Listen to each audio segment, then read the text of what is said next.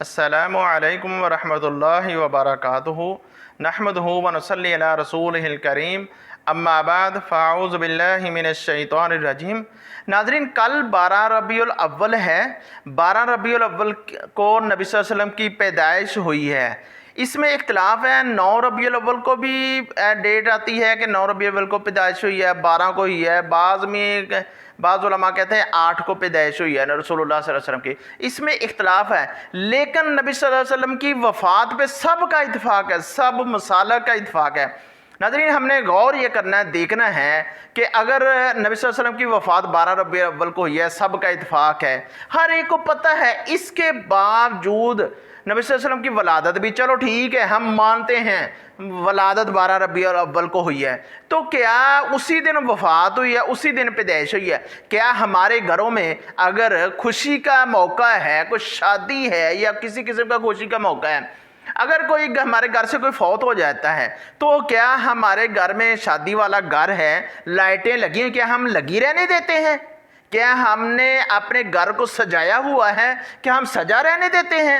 تو ہمیں ناظرین اس بات پہ غور کرنا چاہیے، ہمارے نبی صلی اللہ علیہ وسلم اس دن وفات ہوئی ہے، ہمارا سارا دن خوشیوں میں چلتا ہے، ہمارا سارا دن ہم جوس تقسیم کرتے ہیں، چاول بانٹتے ہیں، بریانیاں بانٹتے ہیں، حلوے تقسیم کرتے ہیں، استغفر اللہ، نعوذ باللہ۔ ناظرین، یہ ہم پیارے پیغمبر جناب محمد رسول اللہ صلی اللہ علیہ وسلم کی وفات کا دن ہے، اس کے اوپر سب کا اتفاق ہے۔ کل میں ایک بچوں کو لیکچر دے رہا تھا، میں نے بچوں سے پوچھا کہ نبی صلی اللہ علیہ وسلم کی پیدائش کب ہوئی ہے؟ تو بچے بھی کہتے ہیں قاری صاحب ہم پہلے سنتے تھے کہ 9 ربیع الاول کو ہوئی ہے، اب لوگ کہتے ہیں 12 کو ہوئی ہے۔ اس کا مطلب ہے کہ اگر بچوں کو بھی پتا ہے کہ 9 ربیع الاول کو پیدائش ہوئی ہے، تو اس میں اختلاف ہے، وفات ہے، چلیں ٹھیک ہے، 12 ربیع الاول کو پیدائش بھی ہے، وفات بھی ہے، تو آپ آدھا دن خوشی کا منا لیں، صبح سے لے کے 12 بجے تک خوشی کا منا لیں، اور 12 بجے سے لے کر رات گئے تک کوئی غم کے اندر رہ لیں، اپنے گھروں میں رہیں۔ لوگ تو نئے سوٹ پہن لیتے ہیں، سرخیاں لگا لیتے ہیں، میک اپ عورتیں کرتی ہیں، بازاروں میں چلنا شروع کر دیتی ہیں، بازاروں میں ایک دوسرے کی طرف دعوتیں کھانا شروع کر دیتے ہیں۔ تو ناظرین، کیا ہمیں اس چیز سے محفوظ رہنا چاہیے؟ بازار سب سے بری جگہ ہے، اور رسول اللہ صلی اللہ علیہ وسلم نے بنایا سب سے بری جگہ جو بازار ہے، سب سے اچھی جگہ جو ہے وہ مسجد ہے۔ تو ہم 12 ربیع الاول والے دن پہاڑیاں بازاروں میں بنا لیتے ہیں، سجا لیتے ہیں، راستے بند کر لیتے ہیں۔ کیا یہ ہمارا دین بتاتا ہے کہ راستے بند کرو، سجاؤ؟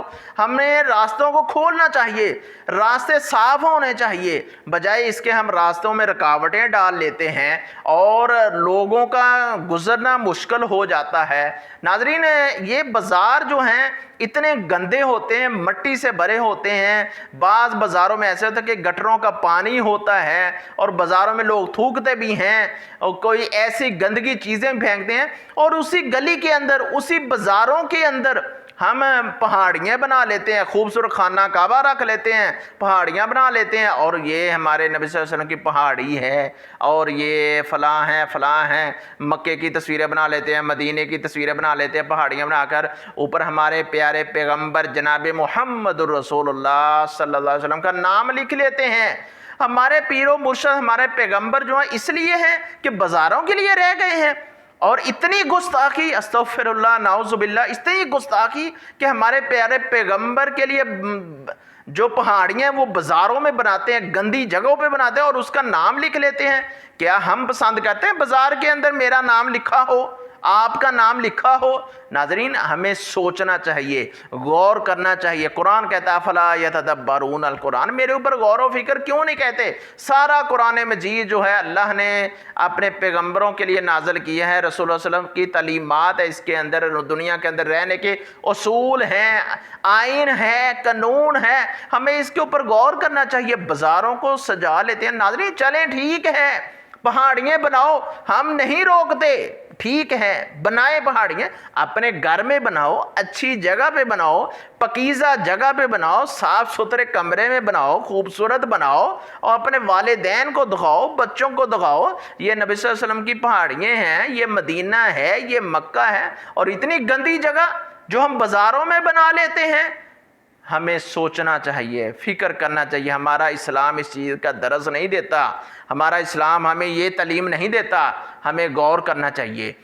ہمیں لائٹیں نہیں لگانی چاہیے۔ ٹھیک ہے خوشی کا دن ہے تو ہمارے نبی کی وفات کا دن ہے، سب کا اتفاق ہے، پیدائش پہ اوپر سب کا اختلاف ہے، تو ہمیں ناظرین اس بات کے اوپر غور کرنا چاہیے، فکر کرنا چاہیے۔ اگر ہمارے گھر کے اندر کوئی فوت ہو جائے تو کیا ہم جوس تقسیم کرتے ہیں؟ کیا ہم بریانیاں تقسیم کرتے ہیں؟ حلوے تقسیم کرتے ہیں؟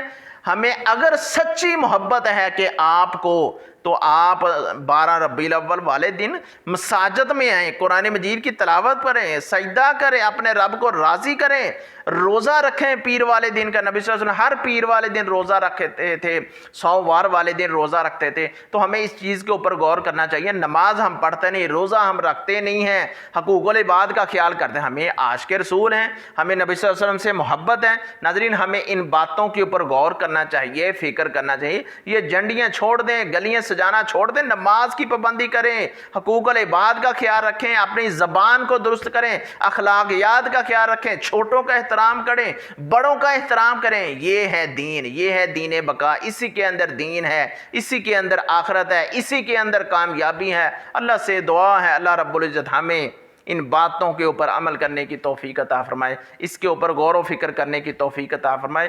ہمیں ایک دوسرے کا تقدس کا خیال رکھیں، نبی صلی اللہ علیہ وسلم کے تقدس کا خیال رکھیں، صحابہ کرام کے تقدس کا خیال رکھیں۔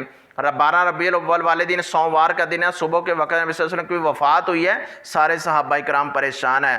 ہر صحابی، کوئی اس دیوار کے ساتھ مسجد نبوی کے ساتھ رو رہا ہے، اس دیوار کے ساتھ مسجد نبوی کے ساتھ کے اندر بیٹھ کے رو رہے ہیں۔ حضرت عمر رضی اللہ تعالیٰ دلیر صحابی اور اتنے زیادہ سخت ایمان والے کہ انہوں نے اپنی تلوار پھینک دی نیچے، کہتے میرے سے برداشت نہیں ہو رہا، میرے پاؤں سے زمین نکل گئی ہے کہ ہمارے پیر و مرشد فوت ہو چکے ہیں۔